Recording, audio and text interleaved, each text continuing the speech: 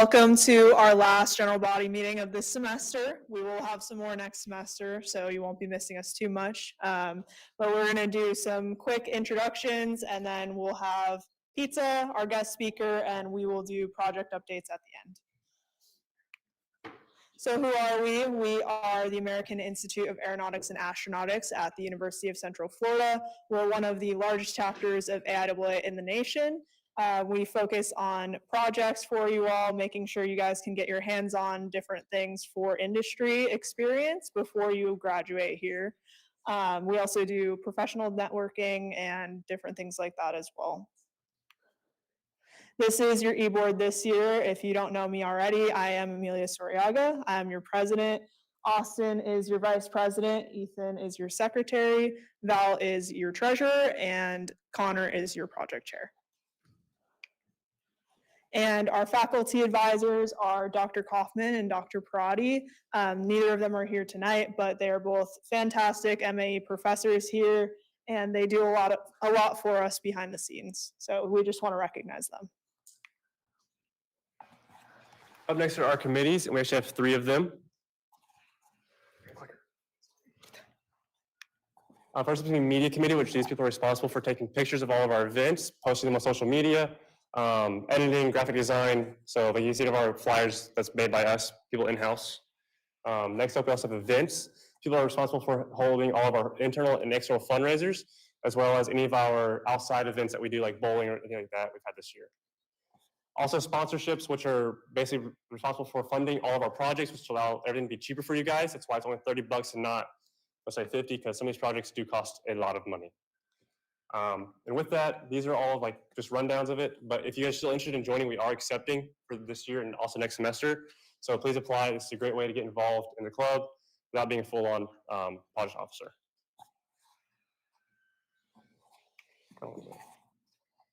All right, and we do have one upcoming event for you guys. It is going to be our professional development event. It is next Thursday in the same room at 7:30. We're going to have an industry panel for you guys to ask questions to. If you scan that QR code, that's going to take you to a form where you can submit questions in advance if you want to do that. And yeah, there will be resume reviews as well after, and some professional headshots taken by our media committee. So definitely come out to that if you want some feedback on your resume or just advice on how to get into industry. But that was our very quick introduction. We're going to do pizza, and then we will have our guest speaker.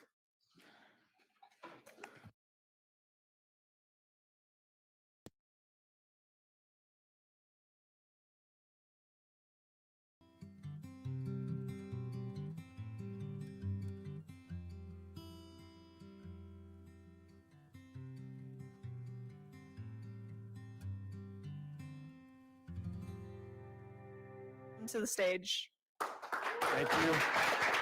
Just a clicker. Okay, can you guys hear me okay? Recording is going? We're live? Awesome. All right, as Amelia mentioned, my name is Rhett Jeffries. I know some of you probably see me in senior design class, and I think you've all heard now that there's no more presentations this semester. We're all done, so we can relax about that. Don't worry, we'll do it again next semester. So I thought what I'd do is I would just share, this is the first time I've ever done this kind of thing with my entire career, but I'm hoping you'll just feel free to ask questions whenever. You don't have to wait till the end. I'll be, well, I'm calling it, looking at my kind of highlights of my career and some perspectives or some maybe words of wisdom that I've kind of gotten over the years that you might find helpful. But you know, it was really interesting doing this, putting this together for me. So I went way back, I found some old presentations I did and pulled some pictures from them. Anyway, hopefully it'll be interesting for you. I'm excited because my family can probably watch this also, since it's being recorded. And I think many of my kids probably don't remember some of the early stuff, at least, that I'll talk about. So it'll be really interesting. The other thing I want to make sure I mention is in all of my slides, I try to show you where I attribute where I get the pictures because some of these pictures aren't mine, but I'm showing them. So hopefully when this goes public on the recording, they can see it at least that it's on there. So this first slide, I went to the University of Colorado in Boulder. That is the engineering center. That's where I went. One of the things that was kind of cool when I first got there as an undergrad was that these walls, the stone, they stick out and you have people that like to rock climb. They're just climbing all along the bottom of the engineering building, just, practicing chalk marks, all that. It's kind of cool. So there's a lot of course, rock climbing there in Colorado, but my wife and I are both from Colorado. That's where we met at the university. And then from that, I'm going to kind of cover from then when I started my career after I graduated from undergrad and master's program in Boulder to where we are now here in Orlando. So this is what I'll cover. A little bit about my background, some of the pearls of wisdom that I've kind of gathered over the years, that something that I learned going through. I'll share those keys of success. Of course, this is just from my opinion. I'll hit some highlights kind of following through what I show you in my career success, and then I will talk at the end about the DoD SMART scholarship. Some of you may already know about this, but just in case, it's an opportunity, because I'm aware of it, that you might find handy later if you want to go even from undergrad as well as paying for undergrad or graduate school. Okay, so first, this is a bit about me. This is last Christmas. My kids and their spouses, partners were with us. This is at my son's house in Utah, and it's a great time. We really enjoy getting together. Most of us are Broncos fans because we're from Colorado. I'll talk a bit about my career in the Air Force. My favorite flavor of ice cream is Rocky Road. But if that's not available, anything with nuts and chocolate, that's good too. So you might wonder why I show ice cream, right? It's something that I've always loved. I don't eat as much of it now, obviously, because it affects me differently than it did then. But I always love a good Rocky Road. I can take, Dreyer's ice cream. I can eat it all in one sitting, probably. I shouldn't, but I could. Oftentimes throughout my career when I was teaching, I would ask students what their favorite flavor of ice cream is. It's a way to kind of break the ice and get to know them. And when I was at Penn State, I would, I asked them at the beginning of the semester, kind of tally down, because there's a really great creamery at Penn State. And I would kind of take note of who had the most common flavors. And then the very last class, I brought ice cream for us to share. Now, it was in a cooler and it didn't really melt very much, but it was good. So you're thinking we might do the same now? Okay, because I don't know what you like, but we'll see. Anyway, the other thing about the pictures of these planes, these are ones that I actually took and at air shows. I love going to air shows. I love aviation. I did, in fact, get my private pilot's license way back when I first started my career. And then we started having kids, and it was very expensive and couldn't afford it anymore. But it's something I've loved, I've enjoyed doing. I hope one day to get back to it when we can afford it. But something that has been a part of my life. My dad, he was in the Air Force. He took me to my first air show when I was just a kid. And so I've been around planes a lot. In fact, we pretty much lived around an airport even now. So we hear planes all the time. So it's something that's been part of my heritage, if you will. Okay, so here I'm going to just talk about what I see as some keys for success. This is something I learned. I was actually taught some of this when I first started. When I was in your shoes, I was like, what am I going to do? I knew I was in Air Force ROTC, so I knew that I would be going into the Air Force. I had a guaranteed job, right? I didn't know exactly what I would be doing. And so I was of a mind that I was going to pretty much apply for the job I wanted. And you could sometimes do that in the Air Force back then. So I was able to get a year called educational delay so I could get my master's right away after a year.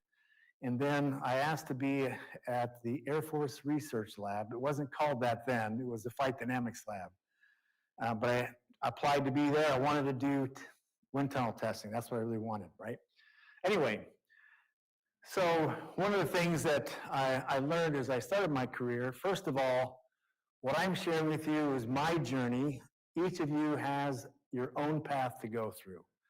Each of you have your own careers. It's going to be unique to you based on where you are, what your passion is, what you like, opportunities that come your way, life situations that may change. It all affects all of us at some point in our lives. And so the key thing here I want to emphasize first is that I'm showing you what I did.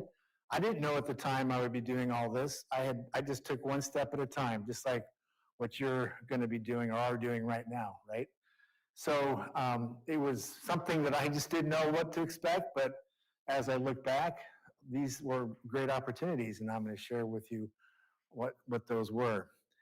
And so the reason why I say take ownership, it's really going to be up to you and what you decide you want to do, and as the opportunities come your way. So I'll answer questions as it comes along if you think about it. Okay, one of the things I was taught right at the beginning that the Air Force teaches you to do if you want to have success in your Air Force career, and I think this is true not just in the Air Force, but across the board, was the first, say, 10 to 15 years, get technical depth.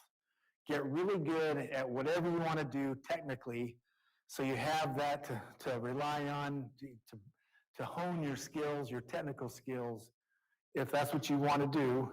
And then after that point, broaden and go find some other things that might be helpful, interesting, a little different. Maybe that's moving into management and doing something like that. That's all good and to help you. And so that's kind of, in general, what you would do. Now, one thing I haven't mentioned yet is this thing right here called volunteer. This is true across the board, no matter where you are. Doesn't matter what career you're in. You will have opportunities to volunteer for many different kinds of things. What I show on the right side of the screen are AIAA opportunities, right from their website.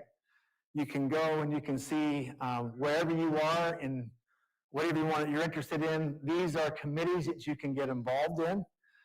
As a young professional, you can be. They have a program. They call them associate. You can be associate up until you're 35 years old and be on a technical committee, which is a great opportunity to interact with some major leaders in the field who've done a lot of research and well-known. You can interact with them shoulder to shoulder and help putting on these technical conferences. So I did that as when I was going through in my career. But there's also in your job, if you find an opportunity to volunteer, if the way to look for it is if you see something, they're asking for your bosses or somebody's asking for volunteers and people are hesitant to volunteer, that is the exact time to volunteer. So here's why. For example, they need people to help plan the annual awards ceremony that they might have, right?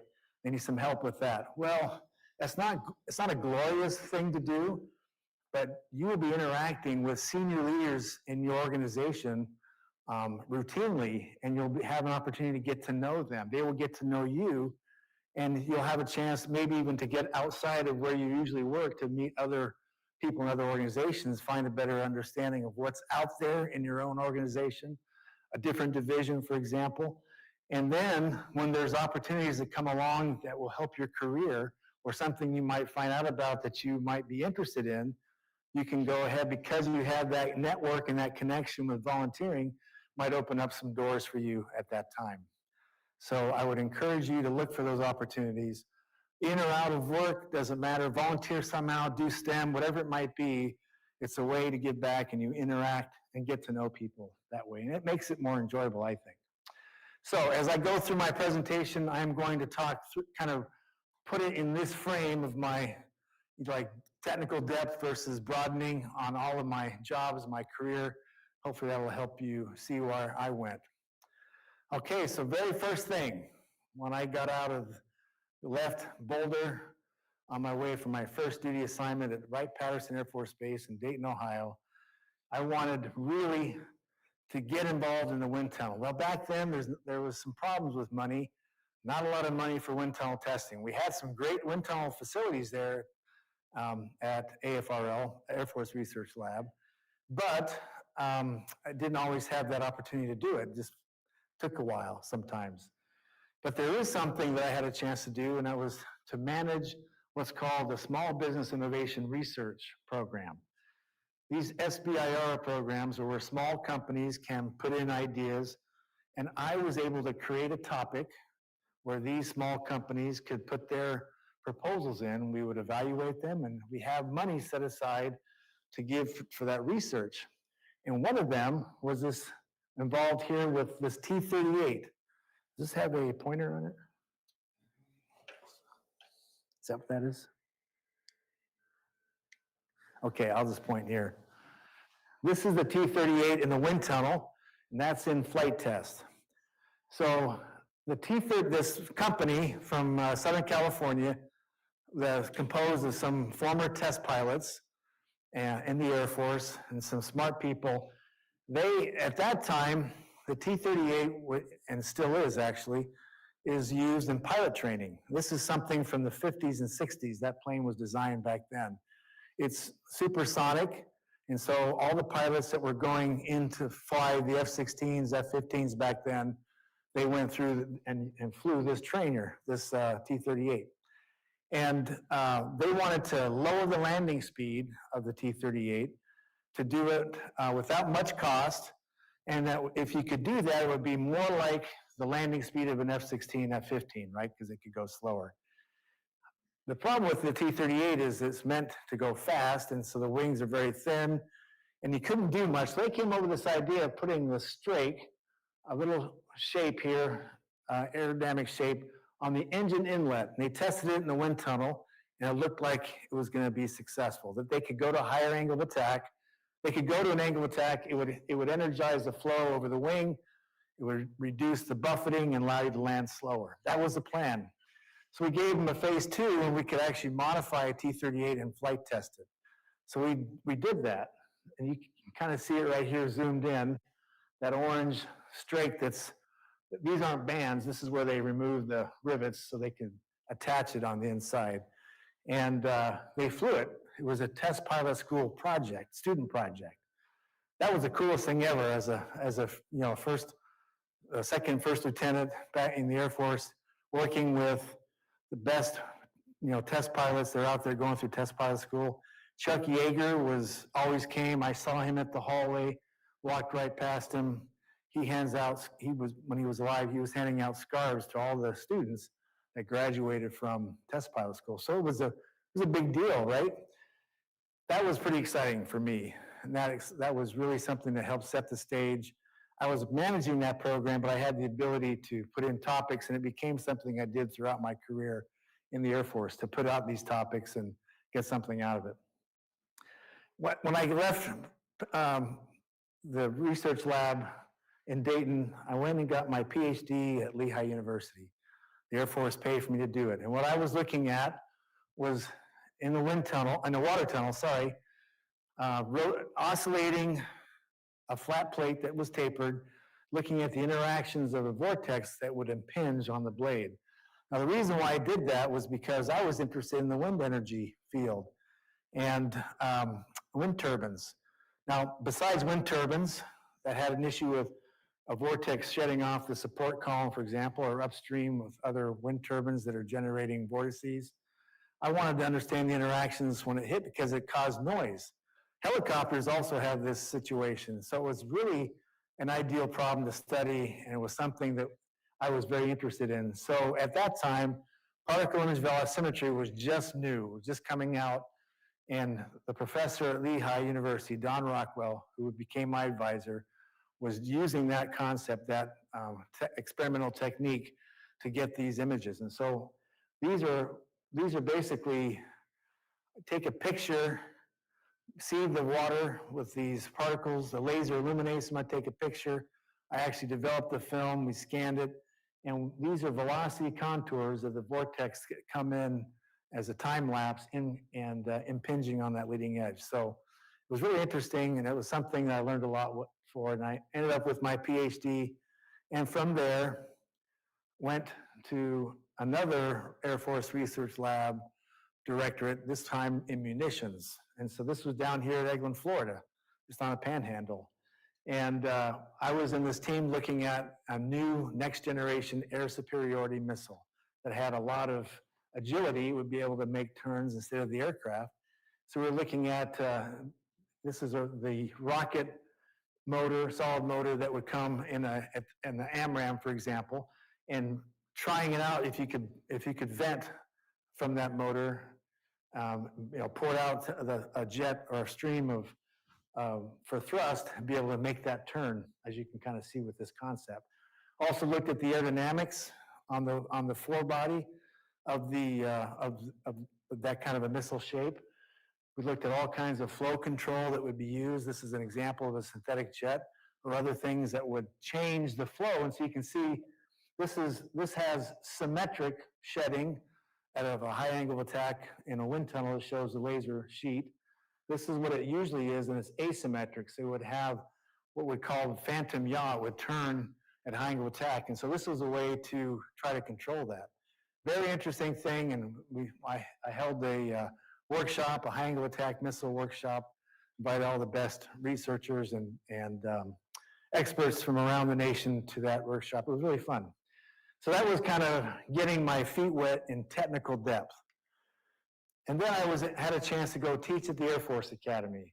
This is a picture of the quad there at the Academy, and I worked at the Aeronautics Department. Great experience. There for 3 years, I was helping manage the wind tunnel facilities, well, I should say all the experimental facilities in the aeronautics lab there across the street. I had a chance to fly gliders, so interesting, I was teaching Introduction to Aeronautics, and all the cadets at the Air Force Academy have to take that course and thermodynamics, no matter what degree they were taking, no matter if it was an English major or history major. Everybody gets a BS degree when they come out of the Air Force Academy because they have to take these science classes. So one of my students, who was also an aero major, he was in my class. I was teaching him aeronautics, but he was also an instructor pilot for the glider. So I had a chance. He taught me how to fly a glider, and I was able to solo in one of these gliders at the Air Force Academy. That was really fun. That was exciting. In fact, while I was in that program, 9/11 happened. So it was kind of an interesting situation. I was in the air in a motor glider when that happened. So it was an experience I'll never forget. On the right side, you can see this T-38 painted black. So the F-117 pilots that operated out of Holloman Air Force Base down in New Mexico, they wouldn't always have a chance to fly the F-117, so they used the T-38s as a training to help them stay proficient. And they flew up to Colorado Springs, and several of us instructors for aeronautics at the Academy had a chance to sit in the back seat and fly in a T-38. So I was one of them. And that was a really thrilling experience, something I'll never forget. It was awesome. And that was something we taught the cadets all about, the T-38 performance. I had a chance to actually sit in there. It was an amazing experience going around about Mach 0.96 roughly. Big arc over Cheyenne Mountain, over Colorado Springs. It just felt so quiet. It was really cool. So that's an experience I won't forget either. I had that little AIAA symbol there to represent that during this time, I was on the technical committee as an associate member on the Fluid Dynamics Committee, helping set up meetings for several conferences in the early 2000s. Then it was time for career broadening. And in the Air Force, you had to go take an assignment at the headquarters. And the headquarters for many of the offices was in the Pentagon. So there's a picture of the Pentagon. And I was in the International Affairs office. And I wanted to go use my Spanish ability and work with the Latin American Air Forces. So I had a chance to do that. We would talk with them about how we might help them, with having opportunities to interact with them, sending people for training to the U.S. from their air forces so we can interact with them.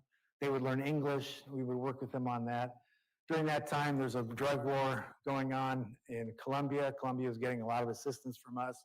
We were providing aircraft to them. And so I had a chance to interact with Central and the northern part of South America, working with them. It was pretty cool.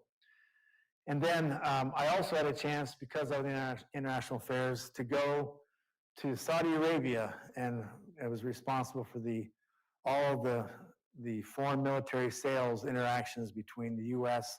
and Saudi Arabia. They purchase a lot of our stuff, and so I was their liaison. So it was a really good cultural experience as well.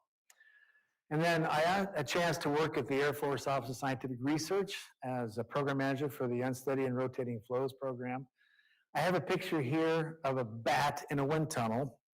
One of the projects that I funded was a multidisciplinary university research initiative that Brown University led, which was trying to understand the flow characteristics of a bat. And so they actually had a bat, put it in a wind tunnel, put these markers, and had high-speed video and tracking of these bats in the wind tunnel. So it was pretty cool. And it was a multi-university, so there were several universities involved. That was one of the more fun and kind of different projects that we funded. All right, then it was time, got out of the Air Force, and it was time to go do something else. I wanted to stay in the DC area where we were. I wanted to get back to research and development. After being over in Saudi, it was, I was out of the research field and I wanted to get back in it. The FAA has an Office of Environment and Energy, and they were just starting off this program called the Continuous Lower Energy Emissions and Noise Program, CLEAN for short.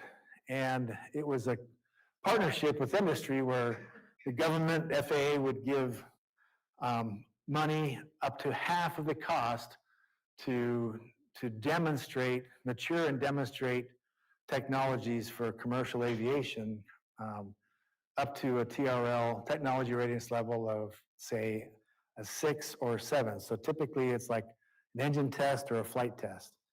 And so these are the 5 companies that we first contracted with.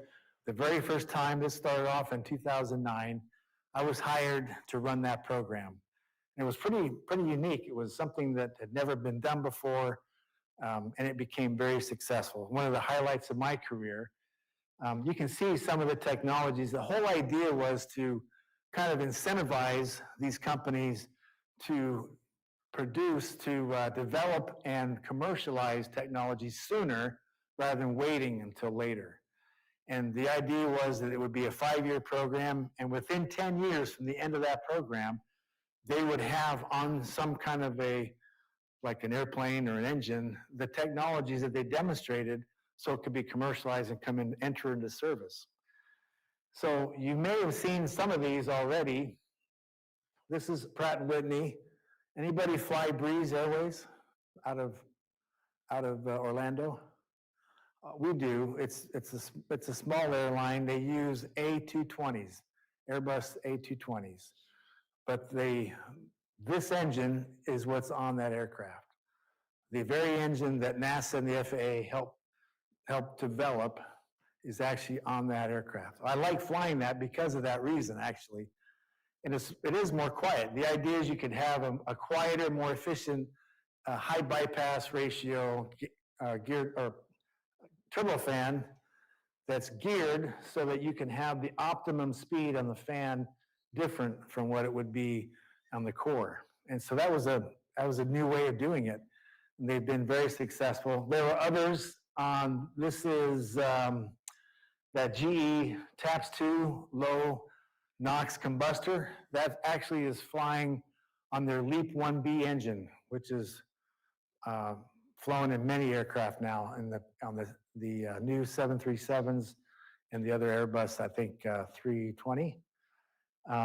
So that's something that's out there too now. And there's been studies looking at what has been the impact of the first round of clean, and it has actually saved many, hundreds of thousands of pounds of carbon and probably saved at least 1.5% of fuel burn over the years that it's been out there. So that's maybe not a lot, but it's significant when it comes to all the miles that the airlines put out there. So it's kind of cool for me to see that happen. Boeing did these in conjunction with Rolls-Royce, did these tests. This is a ceramic matrix composite nozzle. So it's lightweight, it's high temperature, and helps with the sound, mitigating the sound. They demonstrated that on the 787. And it's hard to see maybe, but they did an adaptive trailing edge, just a small little, like 2% chord flap on the aircraft that could optimize the profile on the wing to reduce drag overall over any segment of the flight that you're going on in cruise or if you're whatever segment you want to optimize what that drag profile will be on the wing. That was a way to do that. So pretty interesting. So I was there at the FAA for about 4 years, almost 4 years. At that time, situations in our family changed. I got tired of commuting an hour and a half each way into downtown DC. So we moved to State College. I got a job at Penn State working at the Applied Research Lab. And on the far right there, you can see the water tunnel that was built by the Navy and housed in that building since the late 1940s, 1949. Just passed 75th anniversary last year. But we did all kinds, still being used all the time. We did a lot of scaled model testing and in the past, many decades, over the decades, you can think of propellers, Navy propellers on torpedoes or submarines were tested there, scaled versions, and other kinds of tests in that facility. It's really kind of a unique facility. And it can be run at a reasonable cost in the university. So we use it all the time. You can see a picture of a laser Doppler velocimeter here, taking data through the window inside the water tunnel to get velocities in the water. You can see pictures here of some of the cavitation from the propeller on the blades in the water tunnel. Lots of interesting things going on during that time. I was also there teaching. I taught capstone engineering class there and fluid mechanics, and principles of turbo machinery was another class I taught. So it was really good for me also kind of get back to my technical roots, even though it was considered broadening. All right, then it came time when I was at Penn State, I had the opportunity to go work with the Office of Naval Research Global. So the boxed locations are where I had a chance to work. And these are all the locations that Office of Naval Research Global has. Office of Naval Research headquarters is in DC. And it's tied very closely to the Naval Research Lab.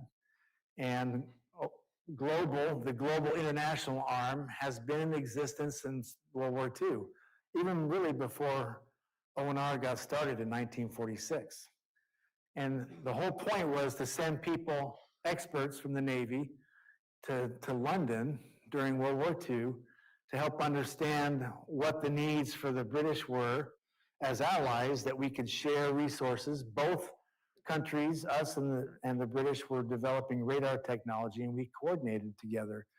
And we also wanted to understand what the state of the art of German technology was as well. So that office really started back then and became our international headquarters soon after that, since the beginning of ONR when it started.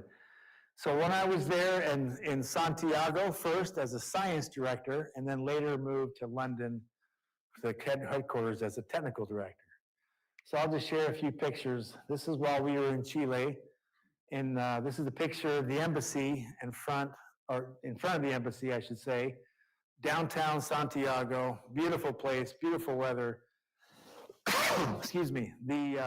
Our office was actually in the embassy, U.S. Embassy, as one of the tenant organizations, and we would interact with State Department employees and other agencies that were there in Santiago, in Chile. It was a great opportunity. We had our sister services, the Army and the Air Force were also there, and so we had similar missions. Our mission for ONR Global was to find really cool research that was being done, not just in Chile, but throughout Latin America.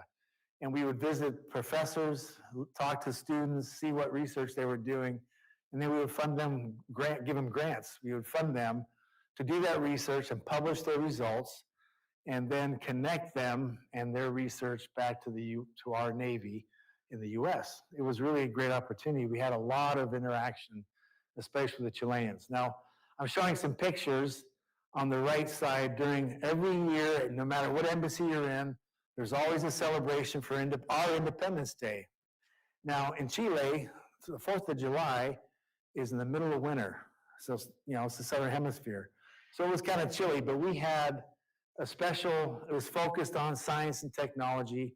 And so we had a prominent place there. We had Navy officers and other senior leaders from the Chilean armed forces come. We had our own ambassador and deputy chief of mission there who would interact. So this is the chief of the Navy at the time, the head of the Navy there, and this is the head of the Chilean Navy Research and Development Organization. We worked a lot with him. And then these are professors that we funded in some of the Santiago universities there. That's an example lower right of one of the machines that was built by one of those professors. So we had a chance to demonstrate that and interact with them. It was a great opportunity to do some hiking and exploring down in South America as well. So it was fun. After that, we left in early 2020 and moved to London. I got the job as a technical director. Then I was part of as a civilian in the Navy, working at headquarters in London. This is a picture from 2022. Here I am here in the middle as a technical director, and this is all of the people around the world in our organization they're working with. While I was there, of course, we had a chance to travel and interact with researchers. One of the things that I started when I was there as technical director, what was called, and still is called, the Global X Challenge. See that little logo on the far right? And we would put out these topics and ask international researchers to team together in a multidisciplinary approach and come up with ways to solve problems. And one of the ones we did that I'm showing here in the lower right was using muons. Well, the idea was to have some way of, if you could not have a GPS signal, was there another way to navigate under the ice, for example, under the water, that you could know where you are without GPS, right? And if you're at high latitudes in the Arctic Circle, GPS doesn't work anyway. So this group of researchers led by a team from the UK, Japan, Finland, there's a US member on that team, and I'm missing someone. It might have been Denmark, maybe? I can't remember. I feel bad now, but, or maybe, yeah. They were a team that came up with this idea of using muons. The muons are produced when cosmic radiation hits the atmosphere. It energizes these particles. They go the speed of light, and they will go many miles into the water through ice, through rock. Doesn't matter. You can detect them. And so they were able to show inside the Arctic Circle, under ice, they put the detector, and we're there showing that up in the upper part of Finland, near where the Finland, Norway, and Sweden intersect up there. It was really fun to be there and see that demonstration. They could also demonstrate for the Army that they could navigate inside caves using muons. So it's really a cool technology that they were able to do from that project. Another project I didn't put on, that was from Global X, I didn't show here, was a project to eliminate biofouling on the hulls of ships. Sometimes you see barnacles all the time on ships, right? Well, that slows them down, causes drag. It's an issue. You have to, strip them off and repaint. And so we said, hey, is there a way you can do that using biology?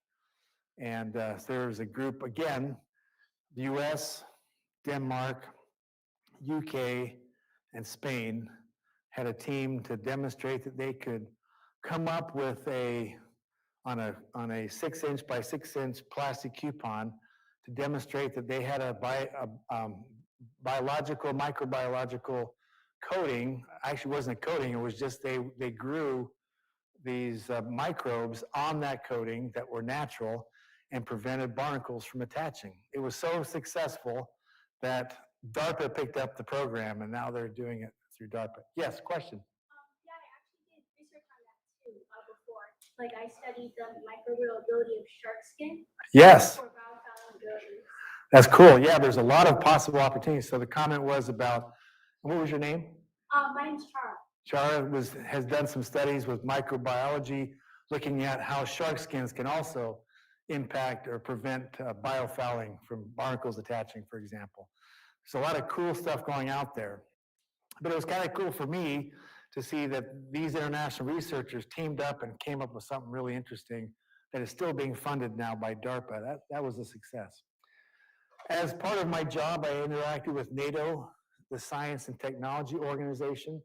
So this is a meeting we had that was in Denmark and Copenhagen, the last one I attended. It was great to interact with leaders in the science and technology through all the NATO countries. We also had a chance, this is what's called the London Tech Bridge. This is when they opened it up in downtown London. And it's a way for the Royal Navy and the US Navy to collaborate on projects. So I was involved also with helping to establish that entity then too while I was there. And of course, we had a chance to visit one of our offices in Tokyo. I went to as many as I could around the world where we have science directors doing that cool work. So this was a great experience. And from London, when that assignment ended, I left the government and came here to Orlando, picked Orlando to start a company because I felt like this was like an aerospace hub, something that was, they had the Space Coast nearby, and I was introduced to what is here. I've been to Orlando before, but not from a technical side. But one of the UCF professors here in the department kind of helped us run a workshop for the Navy S&T leaders throughout Latin America and the US. We held it here in 2023, and he showed all the cool stuff that's going on at UCF and the kind of the business incubation program that UCF has and all the opportunities in the aerospace industry. So we picked to come here and try it out to start a company. That's what Avante Aero is, by the way, the other logo. So I have my own company. I haven't gotten any funding yet, but this is a proposal that we submitted to DARPA as part of the SBIR program.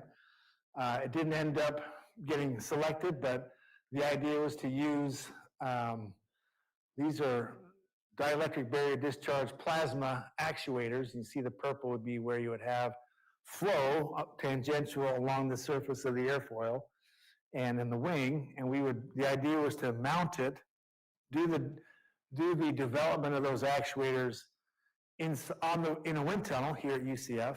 I was teamed with Dr. Bhattacharya here in our department, and we had a great idea, I thought. It was close, but we were not selected. That Cessna is actually a 35% scale model that Wayfarer Aircraft has that they're willing to team with us on. So we could mount it on that subscale model and try it out to show that it would be beneficial in reducing the drag from turbulence. That was what we were hoping to do. So this was something that we were going to work with Embry-Riddle in developing the full scale of the hardware we needed for that testing on the wing. So we would actually test the wing for that subscale model in the tunnel there.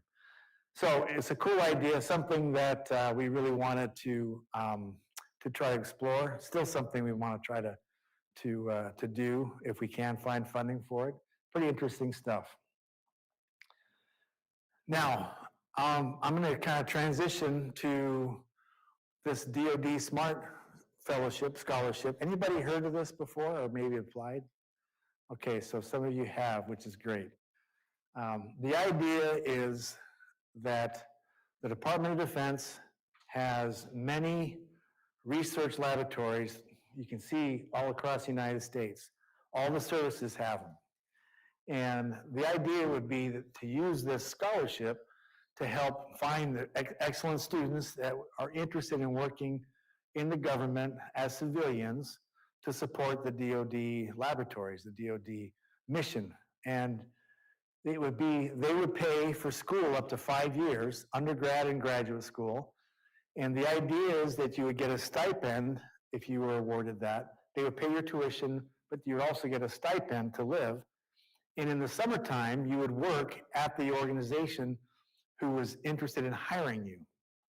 So there would be a team up between you and the selected lab that you wanted to go work at. You would put several possible applications or select several possible laboratories, and they would decide who they wanted to hire, and they would start working with you in the summertime. So you'd have a summer job, and you'd have opportunities as you got closer to graduation to join them as a civilian in their organization. So it's been going for many years. It's very successful. And some of the graduates from this program I've met and interacted with, very good people, and great opportunities to pursue really interesting work. That's something that we all need as far as what our military needs. So anyway, this is something that I wanted you to be aware of.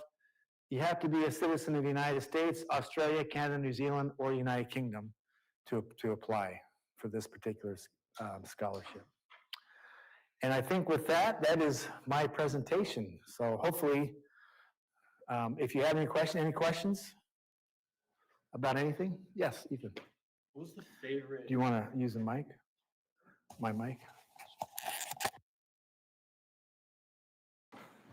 What was your favorite research project, whether it was something you worked on or something you like developed or got to have being a research project in general? As a Anything? researcher?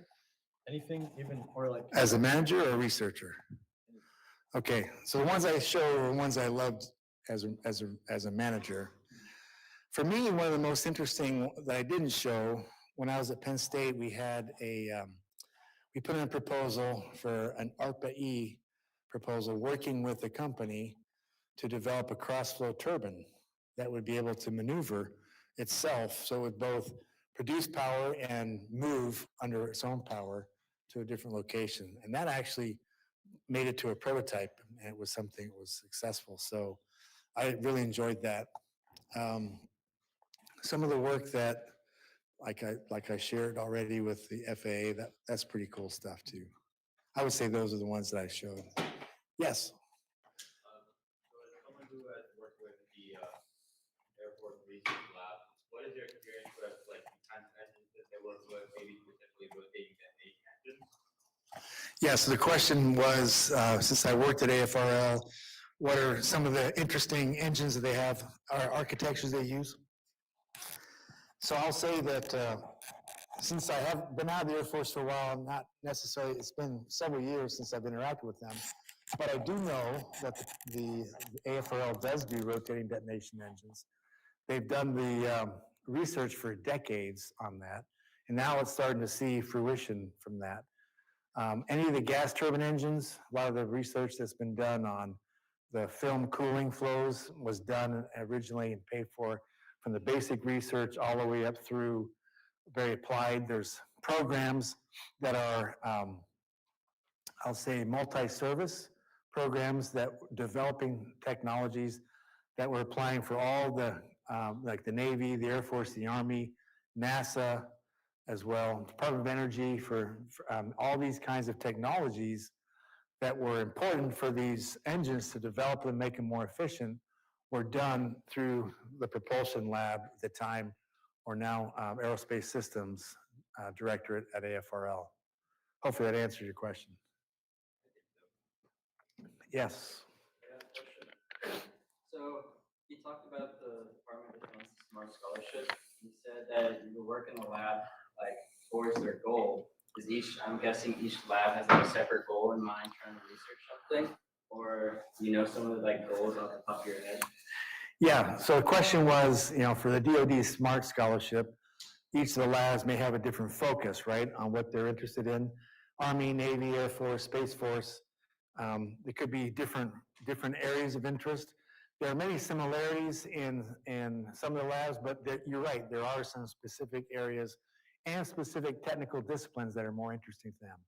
Army Corps of Engineers, and there's some laboratories in Mississippi that, for example, are more focused on like the civil engineering kinds of aspects that would be of interest to them. So they'll look for graduates in those programs to bring them on and get them familiar with their projects. again, they're research projects, sometimes a bit more applied and others more basic. There's other things, if you look out here in Southern California, Edwards Air Force Base and China Lake Naval Base, they have wide expanses of test ranges, and they do all kinds of weapons testing out there, similar in the sense that they're missiles, for example, or aircraft testing. And so there's a lot of emphasis in those areas. And you might think that they are not very popular because they're out in the middle of the desert, but in fact, those who work there love it because it's a great way to be out and you're not in a crowded city. And if you like the outdoors, hiking, hunting, that kind of thing, biking, that's right there. So a lot of people do like that part of the area. So really, when you're looking at those DoD SMART scholarships, there's two things happening. You're applying to be accepted in that program for the funding and the opportunity to work with the lab, and you may identify some laboratories that you may have interest in doing, but the lab's also looking to see if you're a right fit for them. And they're actually going to be giving you an agreement to get the scholarship. You have to have an agreement that you'll work for them for so many years in payback. Yeah. So it's a great way to get to know them and to have that experience. There was another question over here. Yeah. Yeah, I want to ask, how do you know that it was the right time to start your own company? Yeah, good. So the question was, how do I know it was the right time to start my company? So I've had this idea for many years. Over the time, both managing projects and doing research, you come up with ideas, something that I've kind of noted ever since I was actually an undergrad. Sometimes you have classes that get you thinking and you have these ideas you want to maybe pursue and just didn't have the opportunity. And, there's timing is everything. And it was kind of like, yes, I was working in the government, in the federal government. There were a few jobs I was interested in getting as a government employee. I couldn't stay in London, but there was a temporary job. So I looked at those jobs I was interested in, but none of them panned out. And so at that point, I was like, all right, my youngest daughter is going to college. We could live where we want, we feel like it's best. The timing worked out, felt like it was the right time. Nothing has come out of that yet, but it's something that I'm still very interested in. And then this opportunity to teach here at UCF came up. And that's been great. I mean, I love interacting with you as students, having a chance to teach again. It's exciting for me. I also found that, being on my own, I'm the only sole employee of my company, right? And my office is in my house. It gets pretty quiet. I need interaction. There were times where I was like, I had to talk to myself just to feel like, like something was happening. I would try to schedule meetings and go places, but sometimes you just gotta sit at home. So for me, this opportunity also to come work at UCF was really beneficial for me. It energized me. And so even though I'm teaching here, I'm also thinking about opportunities that I might also apply for still continue to apply for, put in proposals and try to get funding and work with UCF professors or others too. I'm still hoping that will happen. Good question. Yes. So having taught at a few universities and interacted with professors from all around the globe, are there any differences that you find here at UCF about the school or the programs or anything along those lines? You mean that UCF is best? Is that what you want me to say? You could totally say that like Penn State had an amazing program. Yes. I don't know if you, So here's some things I did realize. So the question really is, what are the things I've seen working with international researchers and the universities, teaching and being in the universities here in the US? One thing that I was really impressed with when I was interacting overseas was how a small university and a professor, researcher in a small country can have a really cool idea. That these really good ideas are not just our ideas, they're all over the world. And teaming with them is the best thing ever to do to spur on new innovation. That was the thing I really enjoyed and I saw. That was probably the best thing, the most inspirational thing for me was to see how anyone could have a great idea and that they're really good ideas and that they want to work with us in the US. They want to have that interaction. They want to collaborate, and we want to collaborate with them too. So that was one of the first things. The other thing I'll say is each university had its kind of like its own character, its own strengths, I'll say. I mean, I was teaching engineering. Obviously, the Air Force Academy had the cadets who are going to be Air Force officers. They're trained to be officers, and this education came along with it. But their focus was in leadership and preparing to be, serving in their country in the military, in the Air Force typically. So that's a different focus. Penn State, man, it was awesome going to a Penn State football game, eating Penn State ice cream, being there and seeing just the massive spirit that's there. I mean, we still love watching Penn State football. It's great to see them and be successful. And being in that stadium on a whiteout, there's nothing like it ever. I mean, it's nice to be here too, but it's just a whole different feeling. I will say here at UCF, I've been impressed with the caliber of students and how much this university is growing, especially in the engineering department. And that's one of the reasons why I wanted to join. I think that we're just now starting to see the potential that we're going to really be. UCF is on the upward trend. It's going places. So I like to see that. And I would love to see collaboration overseas and also with other universities where we can. There's just great opportunity and great ideas, great research that's going on. And I like interacting with the students too. All the universities I've been at, seeing the students and interacting with senior design or the other courses, it energizes me, and there's some great ideas that you guys have. It's really nice to see that, and I hope that you'll pursue those. Good question. Any other questions? All right, well, I'll be around if you have questions later, so thank you. It's been a pleasure.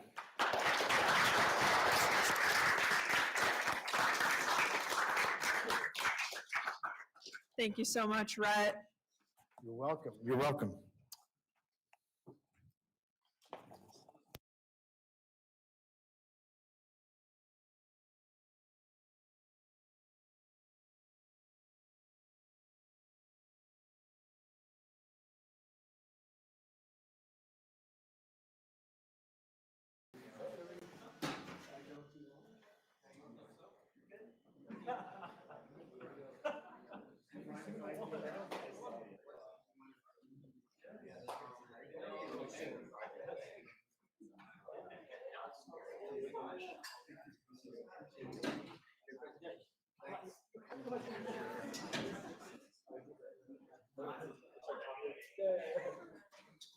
Wrap it up or what? We might actually.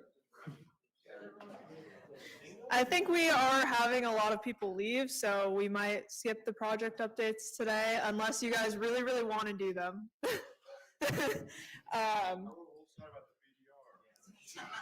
It was awesome. I looked at it. Yeah.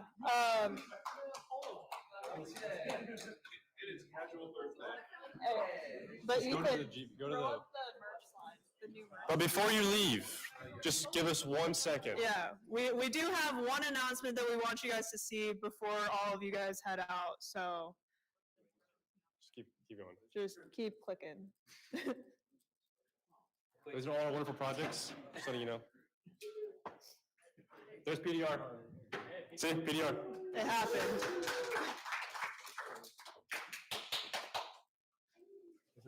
Oh, there's prototype for DBF. Yes. Yeah, next one. But we have new merch. So we have both colors of the shirts and the sweatshirts. They're up for pre-orders right now. So if you guys want a shirt or a sweatshirt, shirts are $22, sweatshirts are $30. You can pre-order them now. So that was it, but. Thank you, guys.